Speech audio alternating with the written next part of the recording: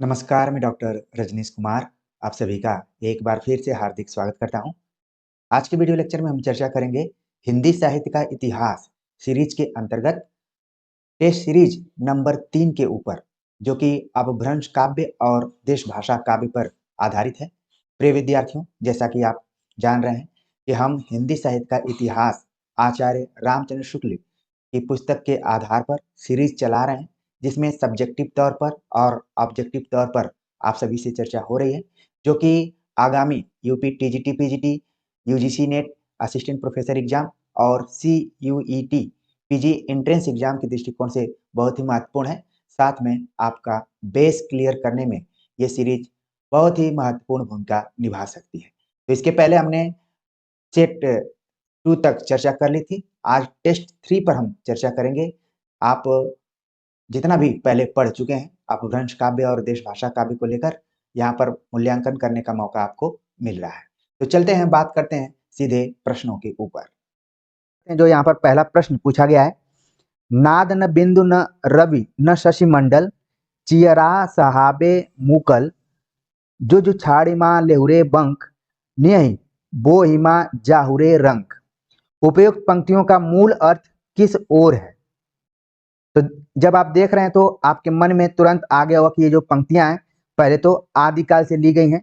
इसके बाद इसका जो आप भाषा शैली इसकी देख रहे हैं वो क्या है? अपभ्रंश में ये पूरी पंक्तियां लिखी गई हैं। इसका मूल अर्थ क्या है? मूल अर्थ तभी आप निकाल पाएंगे जब इसके अर्थ को समझेंगे। इसमें नाद, बिंदु, रवि, शशि, ये कुछ ऐसे शब्दों का प्रयोग किया गया है जिसके कि अर्थ आपको समझ में आ रहे होंगे। नाद न बिंदु न रवि न शशि मंडल, चियरा सहाबे मुकल, जो छाड़ी माँ ले हुरे बंक, नियहि बो हिमा जा हुरे रंग। इसका मतलब क्या है? ऑप्शन दिया गया है, पहले ऑप्शन पे देखते हैं, फिर इसके बाद खुद अर्थ क्लियर हो जाएगा। इसका क्या दिया गया है? अंतर साधना पर जोर, पंडितों को फटकार, वाम मार्ग ग्रहण या दक्षिण मार्ग ग्रहण।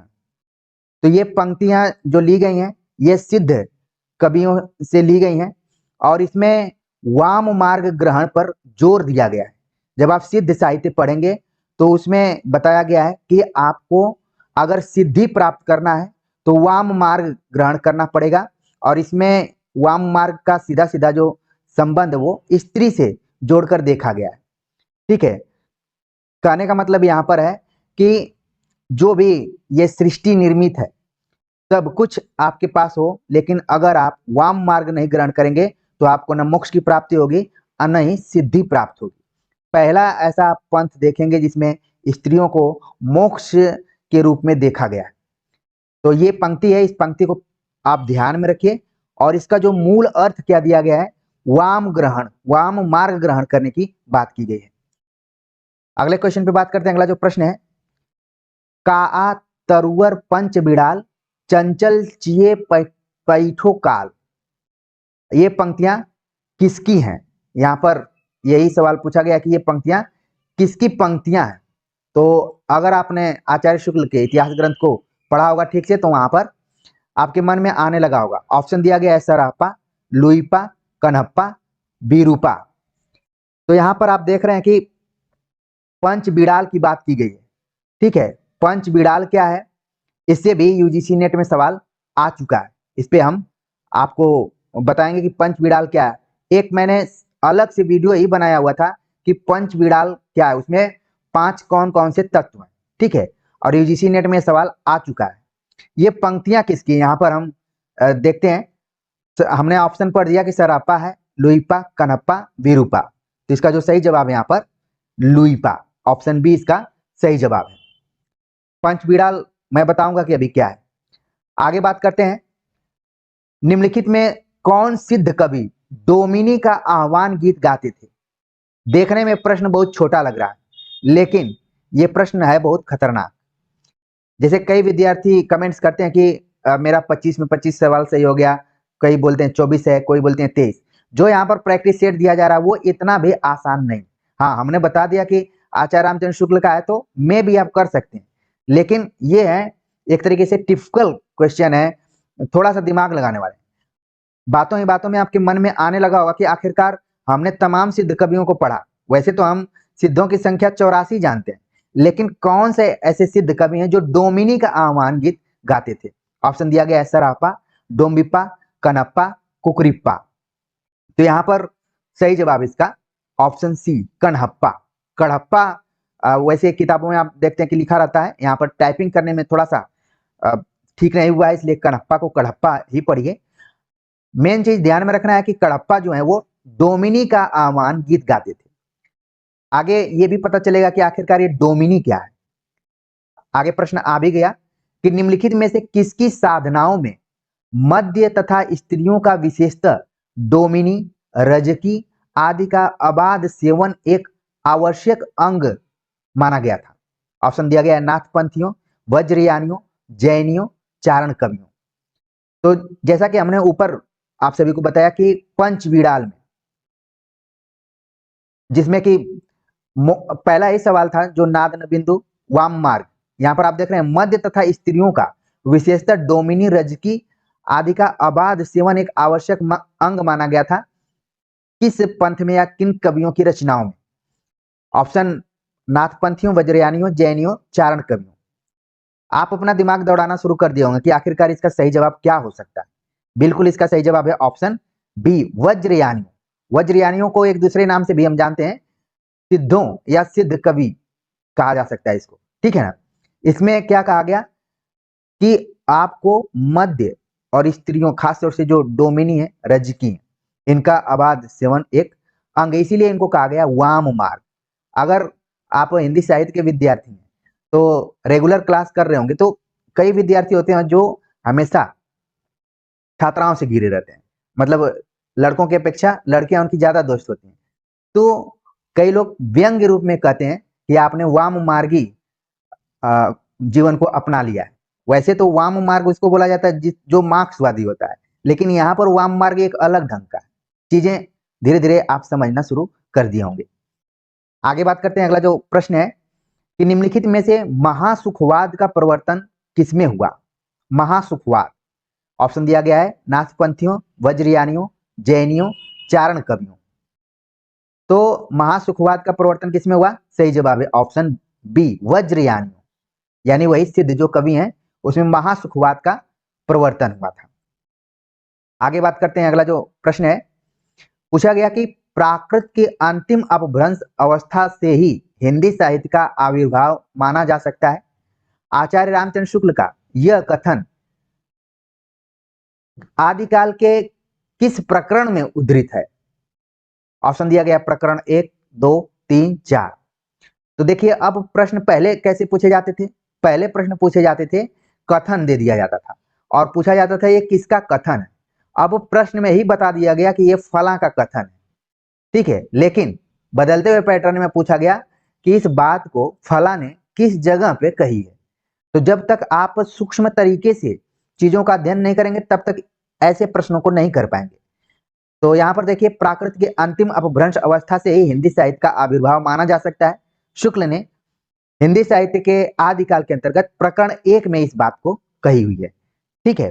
किताब आप खोलकर देख भी सकते हैं, इसी तरीके से प्रश्न बनते हैं। अगला प्रश्न है, अपभ्रंश या प्राकृताभास हिंदी के पद्यों का सबसे पुराना पता निम्नलिखित में से किनकी रचनाओं से पता चलता है? अपभ्रंश या प्राकृताभास हिंदी के पद्यों का सबसे पुराना पता निम्नलिखित में से किनकी रचनाओं से चलता है? ऑप्शन दिया गया चारण काव्य से, जैन काव्य से, रासो काव्य से, तांत्रिक और योग मार्गी बौद्धों की रचनाओं से। तो एक चीज आप देखेंगे कि परीक्षाओं में जो ऑप्शन थोड़ा लंबा होता है वही ज्यादातर सही होता है। तो उसी ट्रिक पे हम देखें तो सही जवाब हो गया ऑप्शन डी, तांत्रिक और योग मार्गी बौद्धों की रचनाओं से हिंदी के पद्यों का, जिसमें कि अपभ्रंश या प्राकृताभास हिंदी के पद्यों का सबसे पुराना पता चलता है। तो ये एक तो ट्रिक हो गया कि जो लंबा कथन है वो ज्यादातर सही हो जाता है, और वो कथन क्या हो, थोड़ा सा पॉजिटिव भी हो, ठीक है ना, सकारात्मक भी होता है तो वो ज्यादा सही हो जाता है। लेकिन हम केवल यहाँ रटने के दृष्टिकोण से नहीं पढ़ रहे हैं, बल्कि हम अपने दिमाग में रखेंगे कि सबसे पुराना अपभ्रंश या प्राकृताभास हिंदी के पद्यों का उल्लेख तांत्रिक और योग मार्गी बौद्धों की रचनाओं में मिलता है। अगला प्रश्न है, गाथा कहने से किस भाषा का बोध होता है? गाथा शब्द जो है किस भाषा की तरफ हमें ले जाता है या बोध कराता है? ऑप्शन दिया गया है संस्कृत का, प्राकृत का, अपभ्रंश का, मैथिली का। तो इसका जो सही जवाब है आपके मन में आना शुरू कर दिया होगा, प्राकृत का। गाथा का मतलब प्राकृत शब्द से इसको लिया गया है। आगे बात करते हैं, अगला जो प्रश्न है यहाँ पर, आदिकाल की इस दीर्घ परंपरा के बीच 150 वर्ष के भीतर तो रचना की किसी विशेष प्रवृत्ति का निश्चय नहीं होता है। धर्म, नीति, श्रृंगार, वीर सब प्रकार की रचनाएं मिलती हैं। यह कथन आचार्य रामचंद्र शुक्ल का है। ये रचनाएं किस छंद में थी? ठीक है, पहले तो बता दिया गया कि जो कथन है आचार्य रामचंद्र शुक्ल का है, लेकिन ये जो आदिकाल की 150 वर्षों के भीतर रचनाएं लिखी गई हैं, ज्यादातर किस छंद में लिखी गई हैं, वही यहाँ पर पूछा जा रहा है। ऑप्शन दिया गया है दोहों में, चौपाइयों में, दोहा चौपाइयों में, रोला में। सही जवाब इसका है कि ज्यादातर रचनाएं दोहों में लिखी गई। ऑप्शन ए इसका सही जवाब है। अगला प्रश्न है, जो पंक्ति दी गई है कि बालचंद विज्जा वही भाषा, दुह नहीं लग गई दुज्जन हासा। यह किसकी पंक्ति है? इस प्रश्न को पढ़ते हुए आपको अपभ्रंश की खास विशेषता जरूर ध्यान में रखना चाहिए। अपभ्रंश की एक विशेषता है शब्दों का, वर्णों का द्वित्व होना। द्वित्व मतलब डबल, जिसको कि अंग्रेजी में हम बोले डबल। तो आप देख रहे हैं कि यहाँ पर ज डबल है, यहाँ पर ग डबल है और ज डबल है। तो अपभ्रंश की एक खास विशेषता होती है द्वित्व की प्रधानता। तो ये तो चीज आप समझ गए। अब हम प्रश्न पर आते हैं। पूछा गया कि बालचंद विज्जा वही भाषा, दुह नहीं लग गई दुज्जन हासा। यह किसकी पंक्ति है? ऑप्शन दिया गया चंद बरदाई, सारंगधर, विद्यापति, अमीर खुसरो। तो इसका जो सही जवाब है यहाँ पर आपके दिमाग में आना शुरू हो गया होगा। बिल्कुल सही जवाब है ऑप्शन सी, विद्यापति द्वारा ये लिखा गया है। अच्छा, ध्यान नहीं देंगे तो आपको लगेगा कि विद्यापति तो इस तरीके से नहीं लिखते होंगे, ये चंद बरदाई का हो सकता है।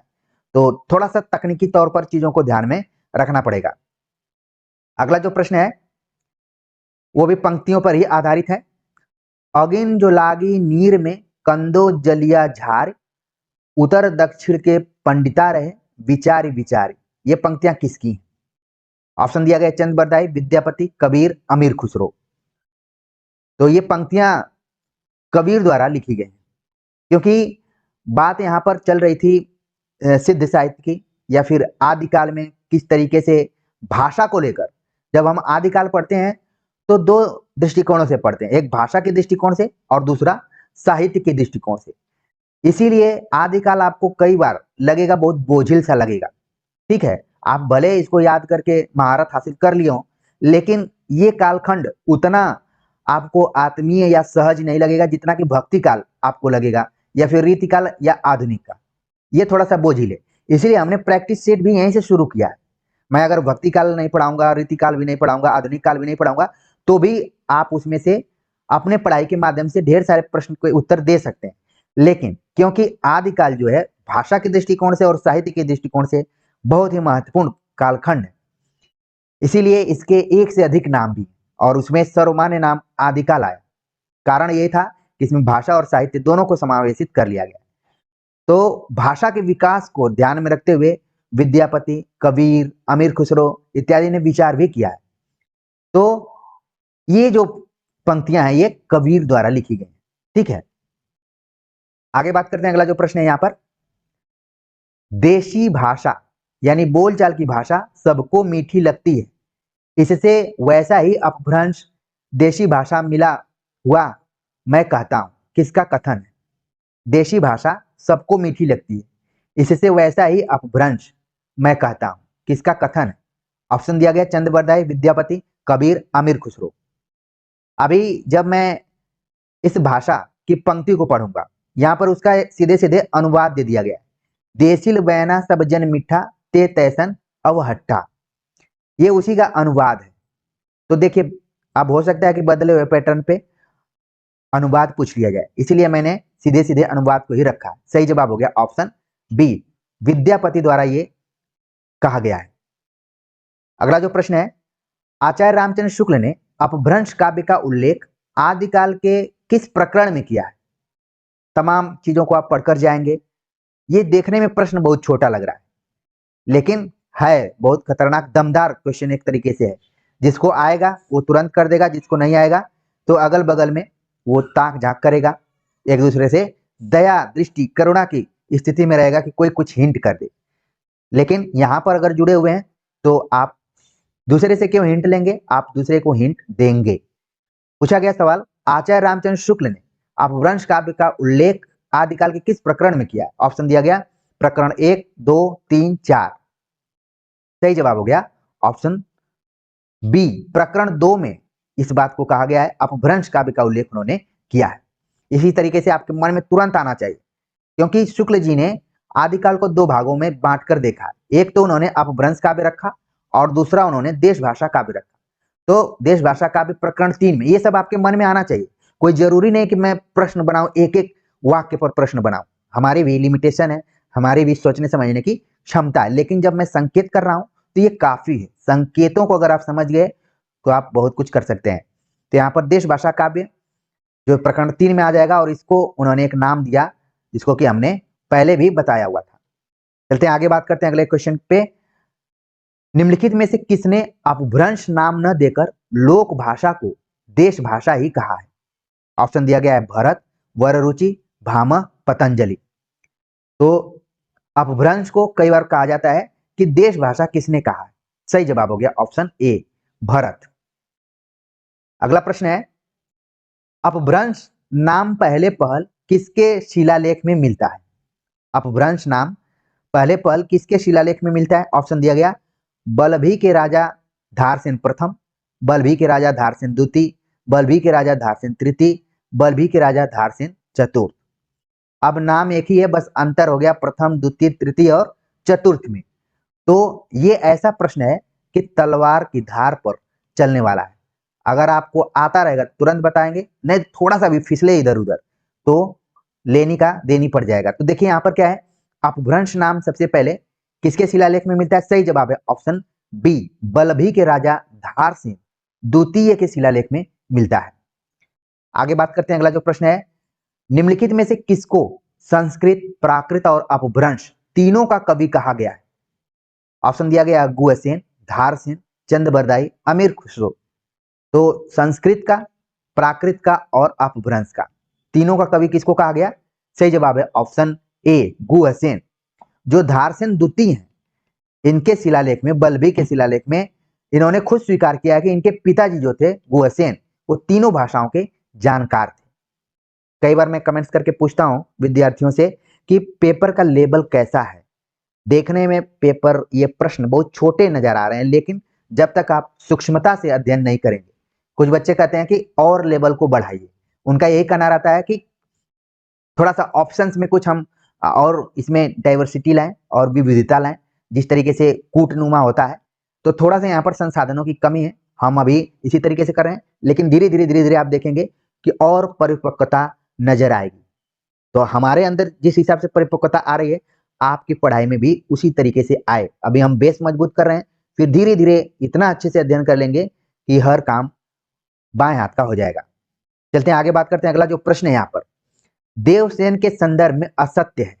अब इस तरीके के प्रश्न को तभी आप हल कर पाएंगे जब आप देवसेन के बारे में अच्छे से जानते हो।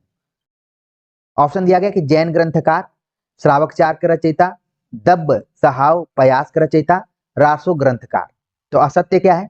सही जवाब हो गया ऑप्शन चौथा, डी ऑप्शन क्या है, असत्य है। बाकी देवसेन जैन ग्रंथकार है, श्रावकचार के रचयिता है और दब्ब सहाव पयास के रचयिता भी। तो ये तीनों तथ्य आप ध्यान में रखिए, हो सकता है कि आगे किसी भी परीक्षा में आपको देखने के लिए मिल जाए। अगला प्रश्न है जो कि यूजीसी नेट के एक बार पेपर में आ चुका है। पूछा गया कि दब्ब सहाव पयास यानी द्रव्य स्वभाव प्रकाश। अब पयास का यहाँ जो अर्थ है वो है प्रकाश। आप कई बार आचार्य रामचंद्र शुक्ल की किताब को पढ़ेंगे, आप रट कर बैठे भी होंगे कि दब्य सहाव पयास ये देवसेन की रचना है, लेकिन शायद इस पे आपका ध्यान नहीं गया होगा कि दब्ब मतलब द्रव्य, सहाव मतलब स्वभाव और पयास मतलब प्रकाश। इसीलिए जरूरत पड़ती है एक सच्चे गुरु की। तो मुझे पूरी उम्मीद है कि आप सच्चे गुरु तक धीरे धीरे पहुंच रहे होंगे। दब्ब सहाव पयास नामक ग्रंथ प्राकृत में रूपांतर किया। किसने किया? आप देख रहे हैं कि प्राकृत में रूपांतर किया गया इसका। माइल धवल ने, माइकल मधुसूदन, माइकल धवन, वर रुचि। तो इसमें 3 ऑप्शन तो बहुत टक्कर वाले हैं और एक ऑप्शन यहाँ पर हमने खुद ऐसे ही बनाया हुआ है ताकि आप कंफ्यूज हो माइल धवल और माइकल धवन, क्योंकि कई बार हम अक्षरों को याद करते हैं कि हमने वहां पढ़ा था, इसी तरीके से लिखा था, लेकिन आप कंफर्म कर लेंगे कि आखिरकार इसका सही जवाब क्या है। सही जवाब हो गया ऑप्शन ए, माइल धवल ने दब्ब सहाव पयास का प्राकृत में रूपांतर किया द्रव्य स्वभाव प्रकाश नाम से। अगला प्रश्न है, श्रावक 4 नामक पुस्तक किस छंद में है? तो जैसे मैंने यहां पर श्रावक 4 का नाम लिया, आपके मन में आ गया होगा, लिख दूं? बिल्कुल आपके मन में आ गया, मैंने लिख भी दिया। श्रावक 4 नामक पुस्तक किस छंद में? यहां पर देखिए अलग ढंग से सवाल पूछा गया। ऑप्शन दिया गया दोहा, चौपाई, चौपई, रोला। आदिकाल में आप देखेंगे कि चौपई भी एक छंद माना जाता था, ठीक है ना, मात्राओं का बस अंतर है। जहां तक मुझे याद आ रहा है कि चौपई में 15 मात्राएं होती हैं, चौपाई में 16 मात्राएं। श्रावक 4 किस छंद में है? सही जवाब हो गया ऑप्शन ए, दोहा में है। ये इसका सही जवाब हो गया ऑप्शन ए। तो इस चीज को आप बिल्कुल नोट करिए। अगला प्रश्न है कि पुष्य दंत, या कई बार जगह पे पुष्प दंत भी लिखा रहता है और कई जगहों पे तो पुष्य लिखा रहता है। ये है आदिकाल, क्योंकि शुरुआती काल है इसलिए कई नामों में कंफ्यूजन सा होता है, ठीक है ना, तो सभी को आपको ध्यान में रखना पड़ेगा। पुष्पदंत के आदि पुराण और उत्तर पुराण किस छंद में लिखित है? नॉर्मली सवाल आपसे पूछा जा सकता है कि आदि पुराण किसकी रचना है, उत्तर पुराण किसकी रचना है। आदि मतलब शुरू और उत्तर मतलब बाद। एक चीज देख रहे हैं आप, यहाँ पर जो पुराण तो कॉमन है दोनों में, लेकिन अर्थ समझना ज्यादा जरूरी है आपको। आदि पुराण शुरुआती का पुराण जो है और उसके बाद का पुराण, यानी पुराण से रिलेटेड जो रचना लिखी पुष्पदंत ने, लेकिन किस छंद में लिखी है? ऑप्शन दिया गया दोहों में, चौपाइयों में, त्रोटक में, दोहा चौपाइयों में। सही जवाब है इसका ऑप्शन बी, चौपाइयों में लिखी गई है। अगला प्रश्न है, जो जिण शासन भाषियु तो मई कहियो सारू, जो पालई सही भाव करिसो सरी पाई पारू। उपयुक्त पंक्तियां किसकी हैं? आप देखिए, जब भी अपभ्रंश की चर्चा होती है तो मुझे अपने जीवन में 2 अध्यापक बार बार याद आते हैं। जब मैं बीएचयू में था तो हमारे एक टीचर थे मनोज सिंह, प्रोफेसर मनोज सिंह। उनको इस भाषा पर पकड़ थी उनकी। और जब मैं जेएनयू में गया और पीएचडी भी मैं उन्हीं के अंडर में किया, प्रोफेसर ओम प्रकाश सिंह। तो ये 2 ऐसे शिक्षक रहे जिनको कि मैं मानता हूं कि अपभ्रंश भाषा में उनकी जबरदस्त तरीके की पकड़ थी। मैं आप सभी को यहाँ पर बता दे रहा हूँ क्योंकि वक्त का भी हमें ध्यान रखना है, नहीं तो मैं इसकी व्याख्या भी कर सकता था या फिर कर सकता हूँ, लेकिन अभी फिलहाल मेरे मन में है कि आप इन पंक्तियों से परिचित हो जाएं। आप अपना दिमाग दौड़ाना शुरू कर दिए होंगे। एक चीज आप ध्यान में रखिए प्रैक्टिस सेट के साथ, अगर कोई मैं बात बोल रहा हूं तो सुनते हुए आप अपना दिमाग क्वेश्चन पर भी रखिए, ठीक है। तो ये पंक्तियां किसके द्वारा लिखी गई हैं? ऑप्शन दिया गया चंद बरदाई, देवसेन, पुष्पदंत, माइल धवल। तो इसका जो सही जवाब यहां पर हो गया, सही जवाब है इसका देवसेन। वही देवसेन जिन्होंने श्रावक 4 लिखा और दब्ब सहाव पयास भी लिखा। आगे बात करते हैं, अगला जो प्रश्न है, विणु धवलेण सड्डु की हल्लई, विणु जीवेण देहु की चलई, विणु जीवेण मुख को पाई, तुम्हारी सु की अपई आवई। उपयुक्त पंक्तियां किसकी हैं? अब बीणु से शुरू है तो बीणु को आप ध्यान में रखिए। बाकी पंक्तियां किसकी हैं? ऑप्शन दिया गया चंद्रबरदाई, देवसेन, पुष्पदंत, माइल धवल। तो सही जवाब है ऑप्शन सी, पुष्पदंत द्वारा ये पंक्तियां लिखी गई हैं, ठीक है। आगे बात करते हैं, अगला जो प्रश्न है, बौद्ध धर्म विकृत होकर वज्रयान संप्रदाय बना, इसके संदर्भ में असत्य है। वज्रयान वज्रयान ऊपर भी आया हुआ था आपके, मैंने बताया कि सिद्ध, ठीक है। तो ये किससे विकृत हुआ? बौद्ध धर्म से। ध्यान में रखिए कि इसके समानांतर एक और धर्म है जो कि जैन है, लेकिन अगर जब भी वज्रयानों की बात की जाएगी तो उसका संबंध रहेगा बौद्ध धर्म से, ठीक है। तो इसके संदर्भ में क्या असत्य है, बहुत ही सूक्ष्म तरीके से जब आप पढ़ेंगे तभी इस चीज को बता पाएंगे।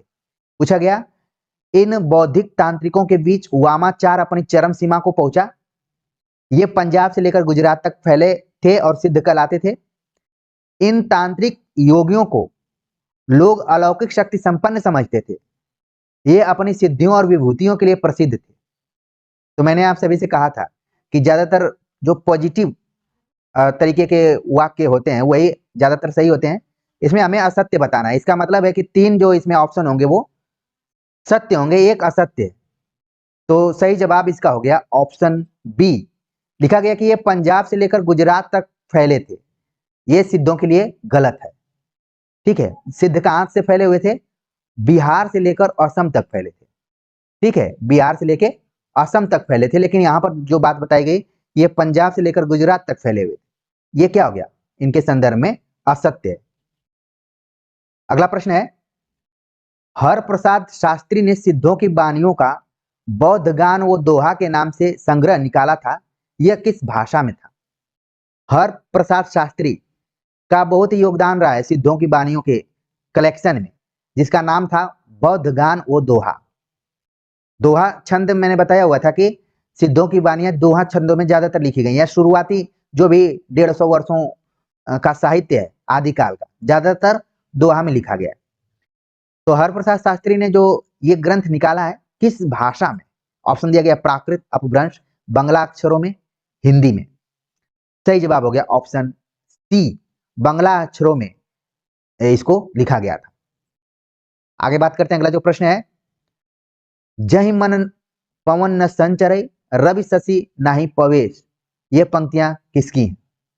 तो जहां पर आप देखिए रवि की बात की गई हो, शशि की बात की गई हो, तो इसका जो सही जवाब हो जाएगा वो है सरहप्पा। ठीक है, हमने ऑप्शन भी नहीं पढ़ा, सरहप्पा, लुइपा, कनप्पा, कुकुरिप्पा। तो इस तरीके से इसका जो सही जवाब हो गया ऑप्शन ए, जय मन पवन न संचरई रवि शशि नहीं पवेश। ये बात कही सरहप्पा ने। अब आपके मन में आ रहा होगा कि हमने शुरुआत में बोला था पंच बिड़ाल के बारे में।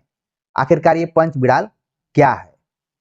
यहां पर पंच बिड़ाल के बारे में बताया गया है कि बौद्ध शास्त्र में निरूपित पंच प्रतिबंध, आलस्य, हिंसा, काम, चिकित्सा और मोह, ये पंच बिड़ाल कहलाते हैं। और नीचे लिखा गया कि ध्यान देने की बात यह है कि विकारों की यही 5 संख्या निर्गुण धारा के संतों और हिंदी के सूफी कवियों ने ली है।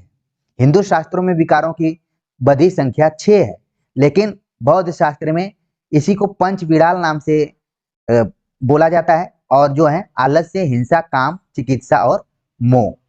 ये यूजीसी नेट के क्वेश्चन पेपर में एक बार सवाल आ चुका है कि ज्यों-ज्यों काव्य भाषा देश भाषा की ओर अधिक प्रवृत्त होती गई, त्यों-त्यों तत्सम संस्कृत रखने में संकोच भी घटता गया। आचार्य रामचंद्र शुक्ल का यह कथन आदिकाल के किस प्रकरण में है? देखिए यहाँ पर सवाल सीधे सीधे भी पूछा जा सकता था, लेकिन एक कथन के माध्यम से इस सवाल को बनाया गया है कि आचार्य रामचंद्र शुक्ल का ये कथन है कि ज्यों-ज्यों काव्य भाषा देश भाषा की ओर अधिक प्रवृत्त होती गई, त्यों-त्यों तत्सम संस्कृत रखने में संकोच भी घटता गया। ये बात आचार्य रामचंद्र शुक्ल ने अपने इतिहास ग्रंथ में किस प्रकरण में कही है? ऑप्शन दिया गया है प्रकरण 1, प्रकरण 2, प्रकरण 3, प्रकरण 4। तो आप तुरंत दिमाग दौड़ाना शुरू कर दिए होंगे कि हमने तो आचार्य रामचंद्र शुक्ल के कथन को कहीं कहीं जरूर पढ़ा है, लेकिन यहाँ प्रकरणों का खेल है, तो किसमें होगा? सही जवाब हो गया ऑप्शन दूसरा, प्रकरण 2 के एकदम अंत में इस बात को कहा गया है। ठीक है, अगला जो प्रश्न है, पूछा गया कि राजसभाओं में सुनाए जाने वाले नीति, श्रृंगार आदि विषय में राजाश्रित कवि अपने राजाओं के शौर्य, पराक्रम और प्रताप का वर्णन अनूठी उक्तियों के साथ किया करते थे और अपनी वीरोल्लास भरी कविताओं से वीरों को उत्साहित किया करते थे। इसके लिए वे किन छंदों का प्रयोग करते थे? यहाँ पर आचार्य रामचंद्र शुक्ल के कथन को आधार बनाते हुए हमारी कोशिश है कि आप देखें कि जो वीर गाथा काल है, यानी कि देश भाषा काव्य रचे गए हैं, उनमें जो प्रवृत्तियां खासतौर से उभर कर आई हैं कि राजसभाओं में सुनाए जाने वाले नीति, श्रृंगार आदि विषय में राजाश्रित कवि अपने राजाओं के शौर्य, पराक्रम और प्रताप का वर्णन अनूठी उक्तियों के साथ किया करते थे, यानी कि अतिशयोक्तिपूर्ण वर्णन के आधार पर किया करते थे और अपनी वीरोल्लास भरी कविताओं से वीरों को उत्साहित किया करते थे। इन सभी चीजों को करने के लिए जो उस समय के कवि थे वो किन छंदों का प्रयोग करते थे?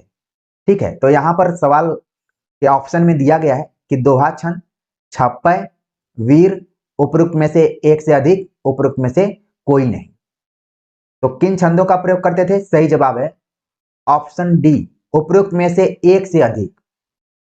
जब कवि नीति, श्रृंगार, शौर्य, पराक्रम, प्रताप का वर्णन करते थे तो ज्यादातर इन्होंने दोहा छंद का प्रयोग किया और वीरता के लिए इन्होंने कई जगहों पर छप्पय छंद का भी प्रयोग किया हुआ है। यानी कि ये दोनों जो छंद हैं मुख्य तौर पर वीर गाथात्मक रचनाओं में पाए जाते हैं। इसलिए आपने पढ़ा भी होगा कि छप्पय का अजायब घर या फिर बादशाह किसको कहा जाता है। आपके दिमाग में आ गया होगा कि हमने कहीं जरूर इसको पढ़ा है। हमारे जो गंभीर विद्यार्थी हैं वो कमेंट्स कर बता भी देंगे कि किसके लिए कहा गया कि फला छप्पय का बादशाह या फिर उनकी जो रचना है छप्पय की अजायब घर है। इस टाइप से भी आपने कथन पढ़ी होगी। तो यहाँ पर देखिए जो आदिकाल है, आदिकाल में ही नीति, श्रृंगार और वीर तीन तरीके की प्रवृत्तियां प्रचलित थी जो आगे चलकर एक कालखंड में ही बढ़ जाती। ठीक है, अगर देखा जाए तो आदिकाल में ही नीति परक कविताएं लिखी जा रही थी, श्रृंगार परक कविताएं लिखी जा रही थी, वीर परक कविताएं लिखी जा रही थी और भक्ति परक भी कविताएं लिखी गई। ठीक है ना। तो शुरुआती दौर में ही कुछ न कुछ लक्षण दिखाई देना शुरू कर दिया था जो कि आगे चलकर आप देखेंगे कि रीतिकाल के रूप में और भक्ति काल के रूप में कालखंड ही हमें पढ़ना पड़ता है। ठीक है, और वीर प्रवृत्तियों पर आधारित जो पहला कालखंड है वही है। तो ये किन छंदों में सारी रचनाएं लिखी जा रही थी? दोहा और छप्पय में। चलते हैं आगे, बात करते हैं। अगला जो प्रश्न यहाँ पर पूछा जा रहा है, इसी रक्षित परंपरा की सामग्री हमारे हिंदी साहित्य के प्रारंभिक काल में मिलती है। इसी से यह काल वीर गाथा काल कहा गया। यह किसका कथन है? यहां पर बताया जा रहा है कि रक्षित परंपरा की सामग्री हमारे हिंदी साहित्य के प्रारंभिक काल में मिलती है, इसी से यह काल वीर गाथा काल कहा गया है। जो ऊपर प्रश्न पूछा गया था कि शौर्य, पराक्रम और प्रताप का वर्णन किया जाता है, तो एक तरीके से ये परंपरा चली आ रही थी। तो शुरुआती जो हमारा कालखंड है यानी कि जिसको हम प्रारंभिक काल कह रहे हैं, इसी के आधार पर वीर गाथा काल कहा। किसने कहा है? ऑप्शन दिया गया राहुल साकृत्यायन, ठीक है, आचार्य रामचंद्र शुक्ल, विश्वनाथ प्रसाद मिश्र, विश्वनाथ त्रिपाठी। तो देखिए हमने तो पहले से ही बता दिया कि आचार्य रामचंद्र शुक्ल के आधार पर हम चर्चा कर रहे हैं। तो यहां पर तो आप इसका सही जवाब दे देंगे आचार्य रामचंद्र शुक्ल, लेकिन आप अपने दूसरे मन में या दिमाग में ये फिक्स कर लीजिए कि जब फाइनल एग्जाम आएगा तो वहां पर हम नहीं लड़खड़ाएंगे, आराम से इसको टिक करेंगे या फिर क्लिक करेंगे या गोला रन देंगे।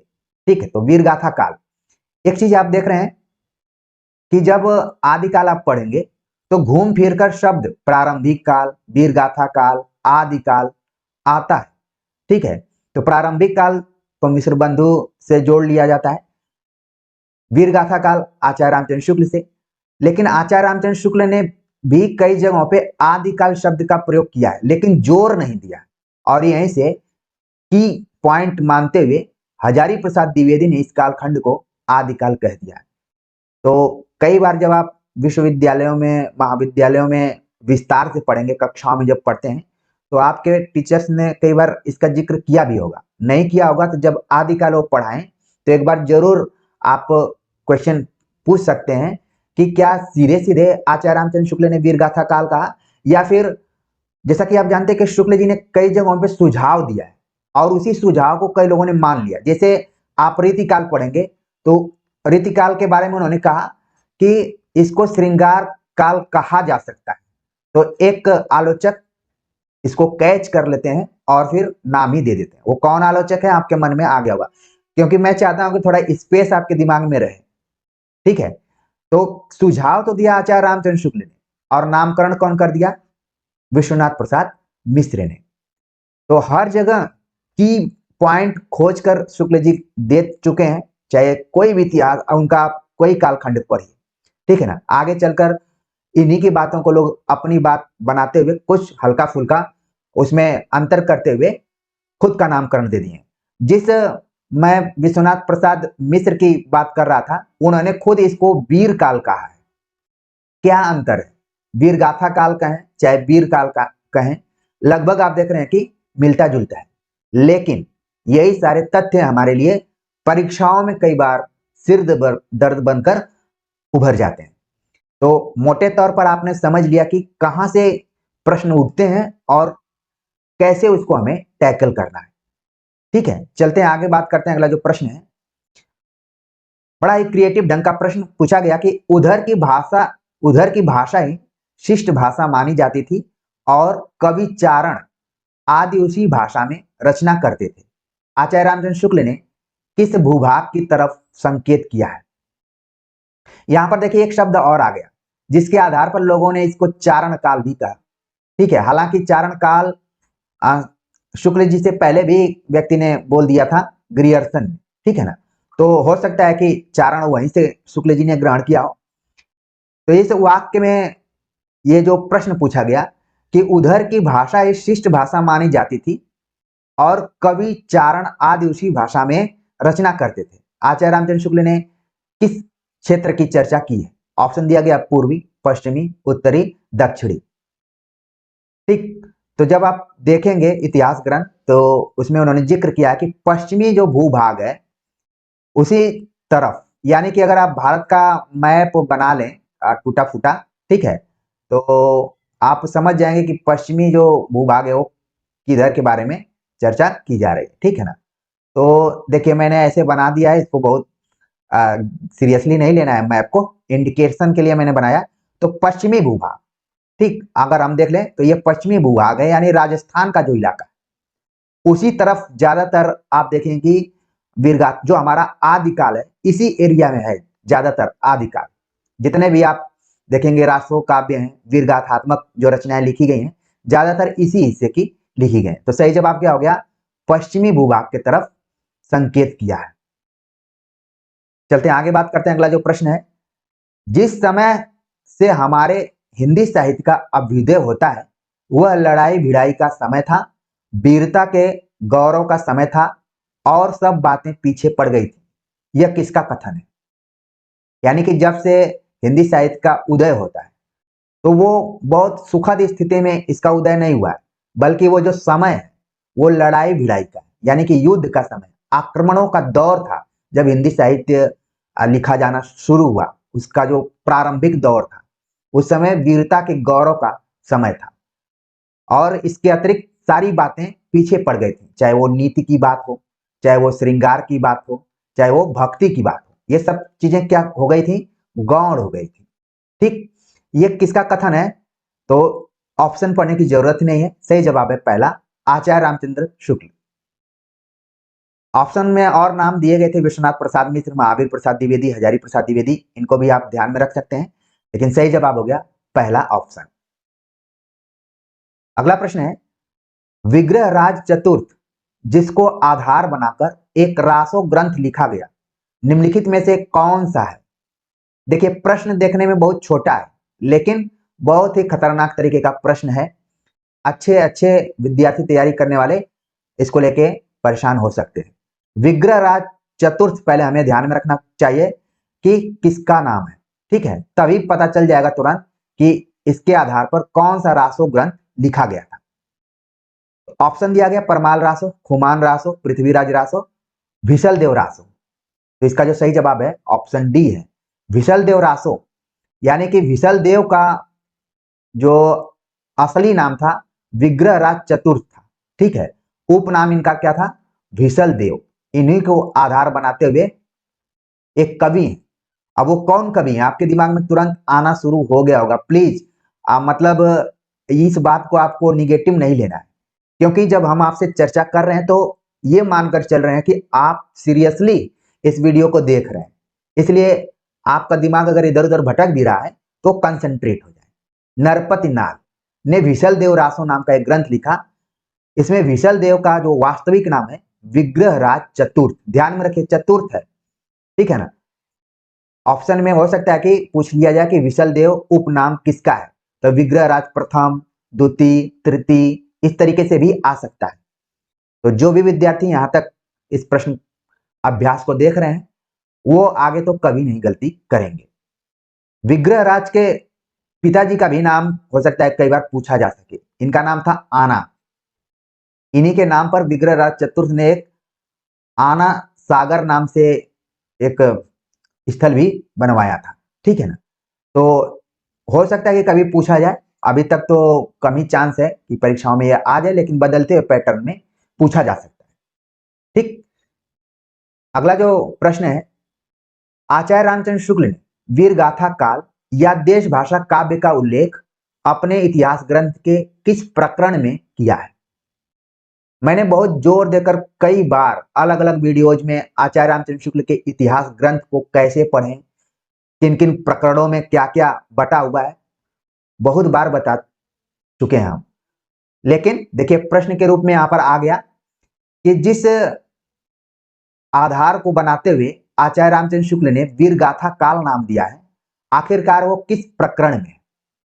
ऑप्शन दिया गया है प्रकरण 1, 2, 3, 4। तो वीर गाथा काल यानी देश भाषा काव्य का उल्लेख प्रकरण 3 के अंतर्गत आचार्य रामचंद्र शुक्ल ने किया है। यानी कि प्रकरण 1 में कुछ और बात है, प्रकरण 2 में बता चुका हूं मैं कि क्या क्या है, बड़ा ही इंपॉर्टेंट ये भी है। और प्रकरण 3 में यानी हम चर्चा कर रहे हैं जिसमें कि वीर गाथा काल या देश भाषा काव्य, इसको भी आप नोट कर लीजिए। अच्छा, पढ़ते वक्त आपको सारी चीजें नहीं नोट करनी है, जो आपको नहीं आता है या फिर पहली बार सुन रहे हैं उसी को नोट कीजिए, जिससे कि आपका एक नोट्स तैयार हो जाए, ठीक। तो वीर गाथा काल और देश भाषा काव्य का उल्लेख आचार्य रामचंद्र शुक्ल ने किया प्रकरण 3 के अंतर्गत। आचार्य रामचंद्र शुक्ल ने वीर गाथा काल को कितने रूपों में विभाजित किया है। जब आप सीरियसली पढ़ेंगे इनकी पुस्तक को तब पता चल जाएगा कि आचार्य रामचंद्र शुक्ल ने वीर गाथा काल में लिखे गए जो भी ग्रंथ हैं उनका मूल्यांकन करते हुए बताया है कि कितने रूपों में। उन्होंने लिखा है कि 2 रूपों में विभाजित किया जा सकता है, ठीक है। तो देखिए ऑप्शन तो दिया गया कि प्रबंध काव्य, मुक्तक काव्य, फुटकल काव्य, उपरोक्त में से एक से अधिक। जब मैंने 2 बता दिया तो तुरंत आपके दिमाग में आ गया कि भाई इसका सही जवाब हो गया ऑप्शन डी। लेकिन वो 2 कौन है? उन्होंने लिखा है कि वीर गाथा काल के जो रचनाएं हैं या फिर काव्य हैं वो एक तो प्रबंध काव्य के रूप में है, दूसरे मुक्तक काव्य के रूप में, ठीक। तो इस तरीके से इसका जो सही जवाब हो गया वो क्या हो गया, ऑप्शन डी हो गया। फुटकल काव्य की भी चर्चा आचार्य रामचंद्र शुक्ल ने की है, जिसकी चर्चा हम खुद अगले प्रैक्टिस सेट में करेंगे, ठीक। लेकिन आपको इस प्रश्न के माध्यम से ये चीज जरूर ध्यान में रखना है कि वीर गाथा काल में यानी कि आदिकाल में ज्यादातर रचनाएं प्रबंध में लिखी जा रही थी। प्रबंध को ही हम क्या बोलते हैं, महाकाव्य बोलते हैं, ठीक है। और मुक्तक अलग ढंग की रचना है, ठीक है। तो 2 ही तरीके की रचनाएं आदिकाल में लिखी जा रही थी। अगला प्रश्न है, इन काव्यों में श्रृंगार का भी थोड़ा मिश्रण रहता था पर गौण रूप में प्रधान रस वीर ही रहता था। श्रृंगार केवल सहायक के रूप में रहता था। निम्नलिखित कथन हिंदी साहित्य का इतिहास के किस कालखंड के संदर्भ में है। यहां पर बताया जा रहा है कि इन काव्यों में श्रृंगार का भी थोड़ा मिश्रण रहता था लेकिन गौण रूप में। प्रधान क्या था, वीर रस था। श्रृंगार केवल सहायक के तौर पर था। तो ये स्टोरी जब आप सुन रहे होंगे तो आपके मन में आ रहा होगा कि मुझे ऑप्शन पढ़ने की जरूरत ही नहीं है, ये तो आदिकाल यानी कि वीर गाथा काल के बारे में बात कही जा रही। तो सही जवाब हो गया ऑप्शन पहला, आदिकाल। लेकिन जिस दिन खराब दिन रहता है, आपका लक ठीक नहीं होता है, तो ऐसे प्रश्न भी क्या होते हैं, गलत हो जाते हैं, रंगने में गलत हो जाते हैं। कोई श्रृंगार को देखा झटके से और पूरा नहीं पढ़ा, तुरंत रीतिकाल लगा के आराम से बैठा हुआ है, बाद में पता चला कि ये तो प्रश्न ही पढ़ने में क्या हो गया, गलती हो गई या फिर मिस्टेक हो गया, जिसको परीक्षार्थी बार बार पश्चाताप करते हैं और फिर कोई मौका ही नहीं है। तो देखिए इसीलिए मैंने इस प्रश्न को जानबूझ कर रखा है, क्योंकि ये जितने भी प्रश्न हैं ये सभी प्रश्न आप लोगों के लिए हैं, ठीक है। तो आप लोग अपना मानते हुए इन प्रश्नों को खुद आत्मसात कीजिए और सही उत्तर को देखिए। आचार्य रामचंद्र शुक्ल ने वीर गाथा परक रचनाओं का कारण मानते हैं, ठीक है। आचार्य रामचंद्र शुक्ल वीर गाथा परक रचनाओं का कारण मानते हैं। क्या कारण मानते हैं? ऑप्शन दिया गया है राजनीतिक कारण, रूपवती स्त्री, जनता के लोकहित, उपयुक्त में से एक से अधिक, उपयुक्त में से कोई नहीं। तो आप देख रहे हैं, आपको लग रहा है कि आप बीपीएससी ट्री का एग्जाम दे रहे हैं, क्योंकि थंबनेल में मैं सारी परीक्षाओं को नहीं लिख सकता हूं, तो इसलिए मैं आप सभी से करबद्ध निवेदन कर रहा हूं कि अगर डीएसएसबी के भी बच्चे हैं तो भी वो भी देखें, क्योंकि सिलेबस पर मैंने चर्चा कर ली। हर सिलेबस को आप अपने पास रखिए, जिसमें भी आप फाइटिंग करने जा रहे हैं या फिर अभ्यर्थी के तौर पर हैं, उनको अपने पास रखिए। उम्मीद है कि ये जितनी भी प्रैक्टिस सेट है वो आपके काम में आएगी। देखिए यहाँ पर जो सवाल पूछा गया कि आचार्य रामचंद्र शुक्ल वीर गाथा परक रचनाओं का कारण क्या मानते हैं। उन्होंने कारण भी बताया है कि आखिरकार वीर गाथा पर आधारित रचनाएं क्यों लिखी जा रही थी, उनका कारण क्या था। तो देखिए इसका सही जवाब है ऑप्शन डी, उपयुक्त में से एक से अधिक ऑप्शन क्या है, सही है।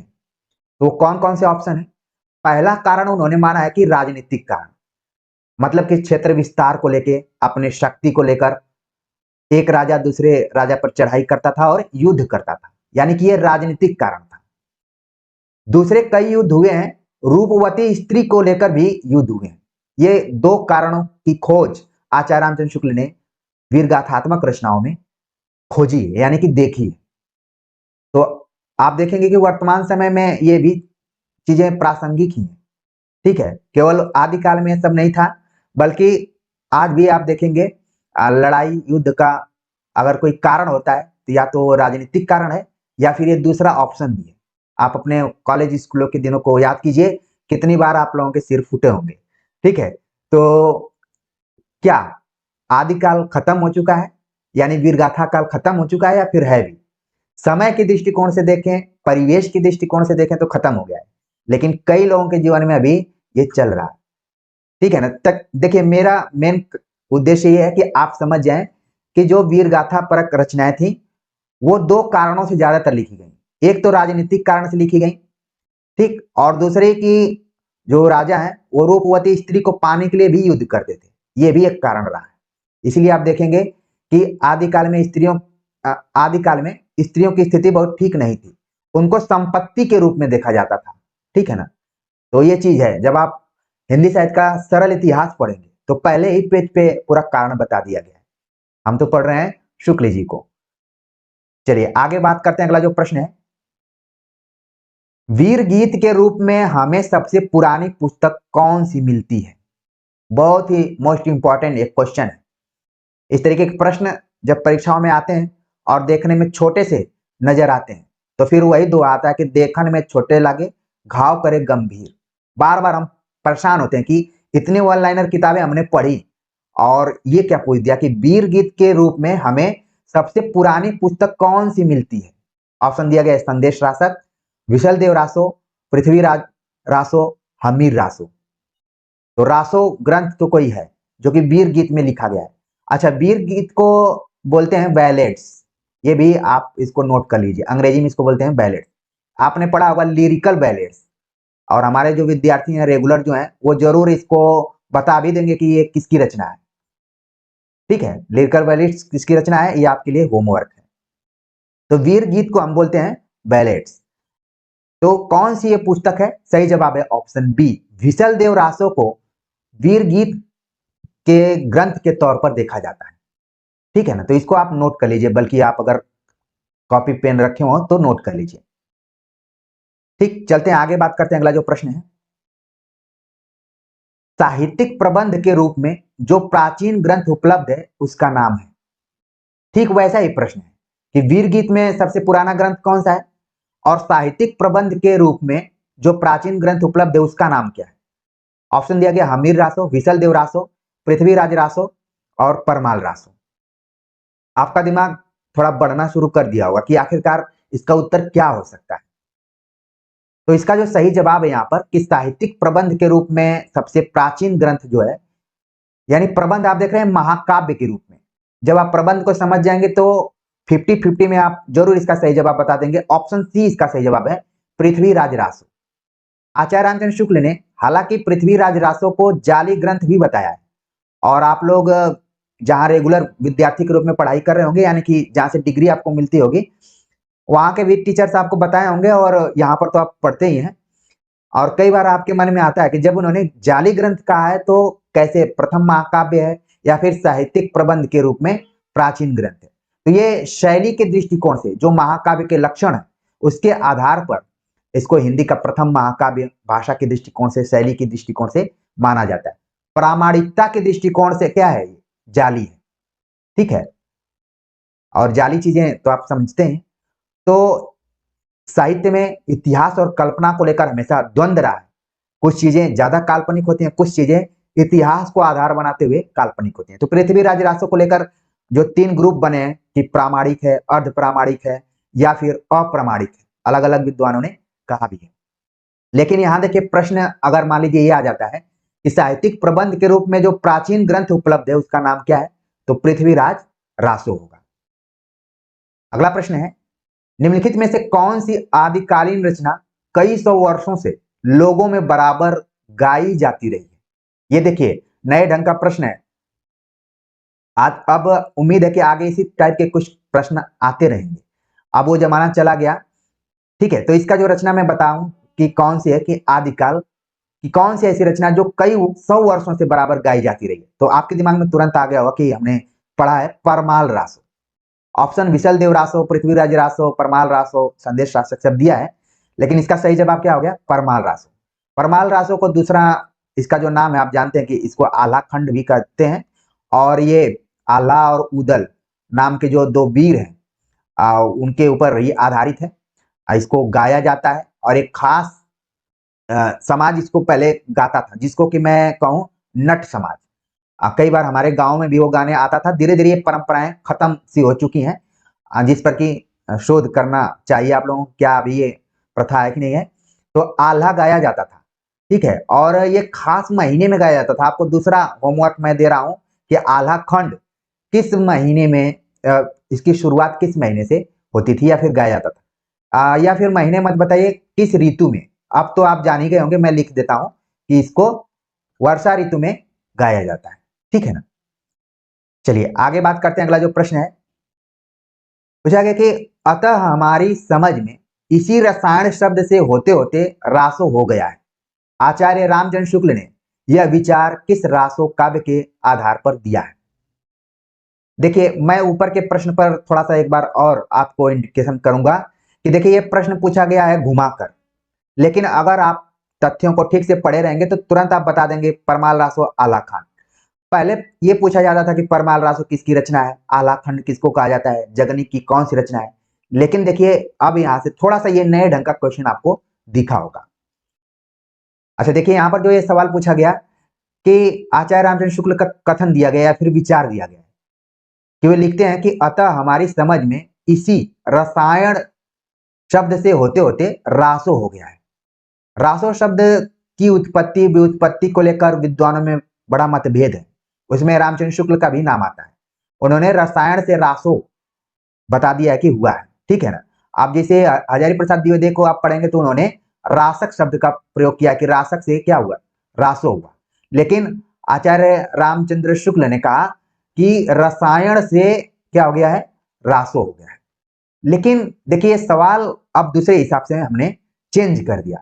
किस रासो काव्य के आधार पर ये बात उन्होंने कही है। एक रासो काव्य है जिसमें बार बार रसायन शब्द का प्रयोग हुआ है। उन्होंने खुद अपनी किताब में लिखा है कि बारंबार प्रयोग हुआ है।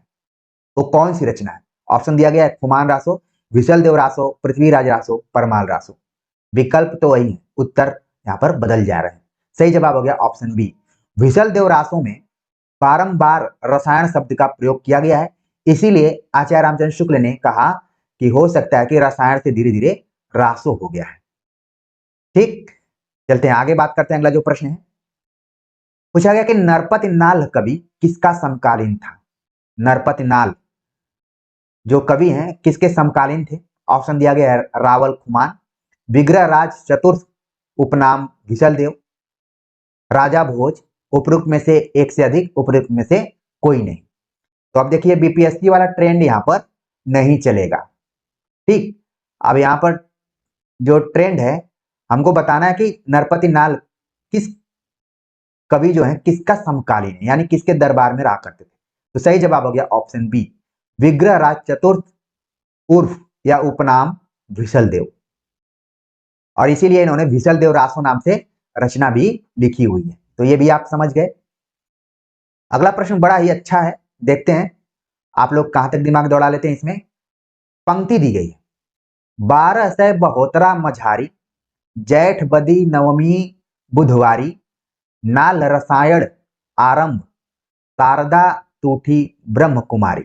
देखिए यहां पर रसायन शब्द आ गया और नाल आ गया तो तुरंत आप बता देंगे कि ये पंक्ति कहां से ली गई है, विशल देव रासो से ली गई। ये तो कंफर्म हो गया एकदम। लेकिन यहाँ सवाल पूछा गया कि जो इसमें 1272 आया हुआ है इसका अर्थ क्या है, 1272 का अर्थ क्या है इसमें। ऑप्शन दिया गया है 1272, 1212, 7212, 7212 यानी, या फिर 172।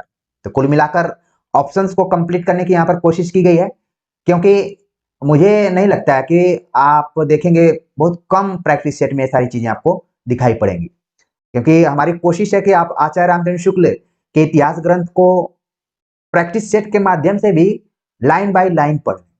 1272 का क्या मतलब हुआ यहाँ पर, सही जवाब इसका ऑप्शन बी 1212। इसको आप इंपॉर्टेंट करके अपने कॉपी पर जरूर नोट करिए।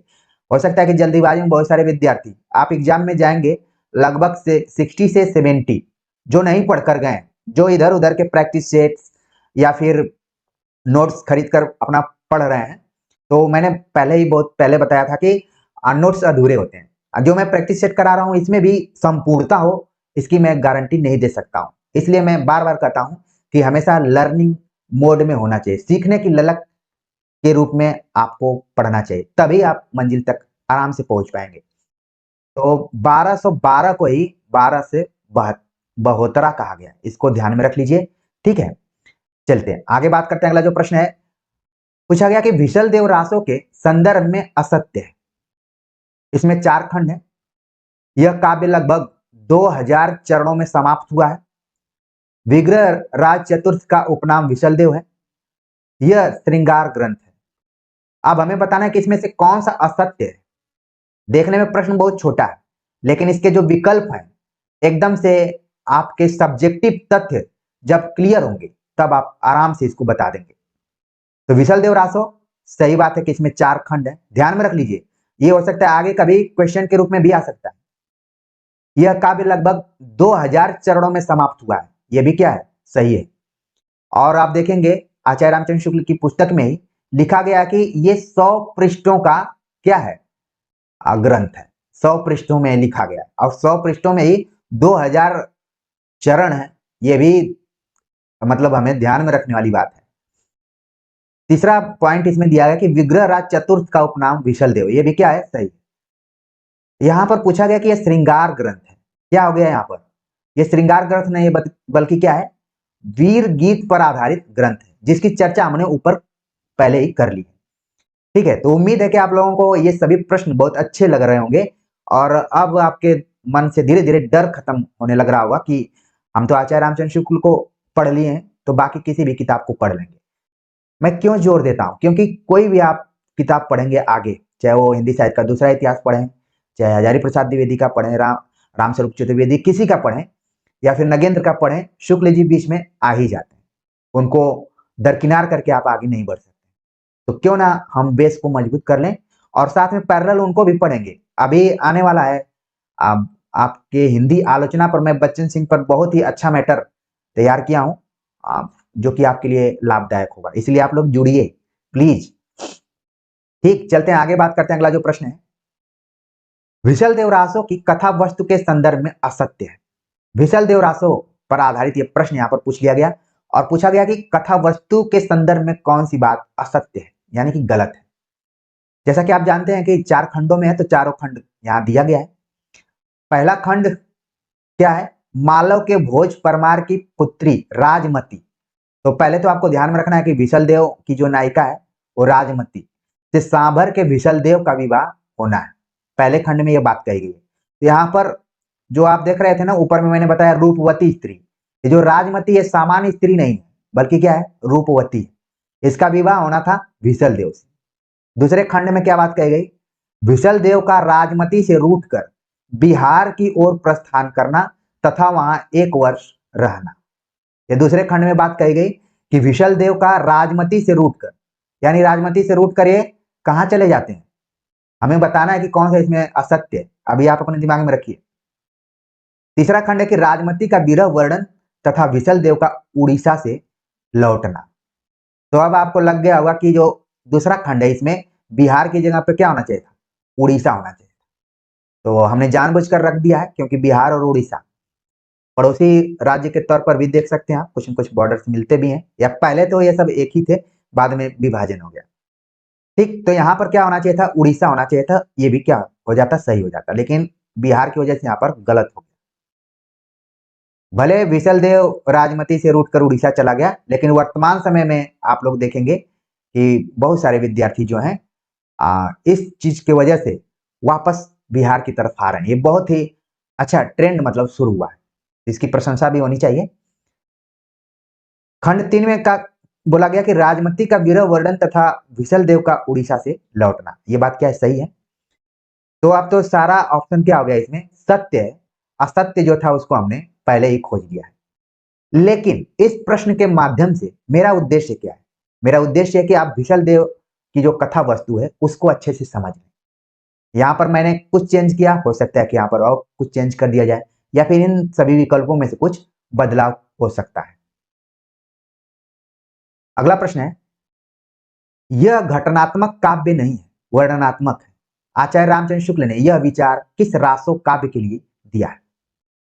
यह घटनात्मक काव्य नहीं, वर्णनात्मक है। यह विचार किस काव्य के संदर्भ में है शुक्ल जी का? ऑप्शन दिया गया है पृथ्वीराज रासो, विशलदेव रासो, परमाल रासो, हुमायूं रासो।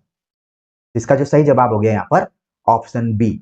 यानी आप देख रहे हैं कि पृथ्वीराज रासो पे अभी हमने चर्चा नहीं की है, अगले प्रैक्टिस सेट में मैं लेकर आऊंगा। लेकिन उसके पहले विशलदेव रासो परीक्षाओं के दृष्टिकोण से बहुत ही महत्वपूर्ण है। तो आप जिन भी किताबों को पढ़ें, विशलदेव रासो से जो भी आपको तथ्य मिल रहे हैं उनको गंभीरता से लीजिए। विशलदेव रासो, जैसा कि मैंने बताया कि ये वीर गीत पर आधारित है। इसी तरीके से आप पढ़े होंगे कि आदिकाल में रासो काव्य के अंतर्गत ये एक रचना है जिसमें सबसे पहले 12 मासा पद्धति पर वर्णन किया गया है। हालांकि जब 12 मासा पद्धति का जिक्र हम करते हैं तो हमारे दिमाग में तुरंत पद्मावत आता है, लेकिन उसके पहले 12 मासा पद्धति को अपनाया जा चुका है। आज का ये तीसरा होमवर्क है, इसको आप कमेंट्स करके बताइए कि कौन सी रचना है जिसमें सबसे पहले 12 मासा पद्धति या वर्णन को अपनाया गया। तो ये देखिए, शुक्ल जी ने कहा कि विशलदेव रासो क्या है, घटनात्मक नहीं है बल्कि क्या है, वर्णनात्मक है। अगला प्रश्न है, डिंगल पिंगल क्या है? आदिकाल आप पढ़ेंगे तो डिंगल पिंगल का नाम आता है। तो ये डिंगल पिंगल तो वर्तमान समय में आप देखेंगे कई लोगों के नाम भी होते हैं, लेकिन आखिरकार ये सही मायने में क्या है? तो ऑप्शन दिया गया कि भाषा है, रचना है, वाद्य यंत्र है, उपयुक्त में से एक से अधिक, उपयुक्त में से कोई नहीं। तो क्या है डिंगल पिंगल? तो जैसा कि आप जानते हैं आदिकाल में आप डिंगल को पढ़ते हैं भाषा के तौर पर। सही जवाब हो गया ऑप्शन ए। ठीक, या फिर इसको हम यहाँ पर शैली भी कह सकते हैं, भाषा शैली है ये। डिंगल जिसमें माना जाता है कि राजस्थानी मिश्रित अपभ्रंश का प्रयोग किया गया, या फिर अपभ्रंश मिश्रित राजस्थानी। और जो पिंगल है, अच्छा डिंगल की बात मानी जाती है कि इसमें वीर रस की रचनाएं ज्यादातर होती हैं और ये थोड़ी कठोर होती है, इसमें कर्कशता भी होती है। पिंगल क्या है कि इसमें ब्रज मिश्रित अपभ्रंश का मिश्रण किया गया है और इसमें क्या है, ज्यादातर कोमलता है। ठीक, तो इसमें श्रृंगार की रचनाएं मिल जाती हैं। तो खैर, मेन उद्देश्य यह था कि डिंगल पिंगल अगर पूछ लिया जाए तो आप बता दें कि ये भाषा शैली के रूप में आदिकाल में प्रयोग किया जाता है और किन किन भाषाओं का मिश्रण है हमने यहाँ पर बता दिया। ठीक, तो आज हमने कुल 20 प्रश्नों पर चर्चा की। देखने में ये 20 प्रश्न थे, लेकिन सही मायने में एक दूसरे से बढ़कर कहें तो 20, कोई प्रश्न 19 नहीं, यानी कि एक से एक प्रश्न यहाँ पर थे। और मेरी यही कोशिश थी कि धीरे धीरे हम आचार्य रामचंद्र शुक्ल के इतिहास ग्रंथ को समझते हुए और अभ्यास करते हुए आगे बढ़ें तो ज्यादा बेहतर रहेगा। और आप सभी इसमें सहयोग कीजिए प्लीज, मतलब इस चैनल से जुड़िए और लोगों के से बताइए भी इसके बारे में। तो ये प्रैक्टिस सेट कैसा लगा, आप सभी के कमेंट्स का मुझे इंतजार रहेगा। मिलते हैं एक नए टॉपिक के साथ, तब तक के लिए नमस्कार।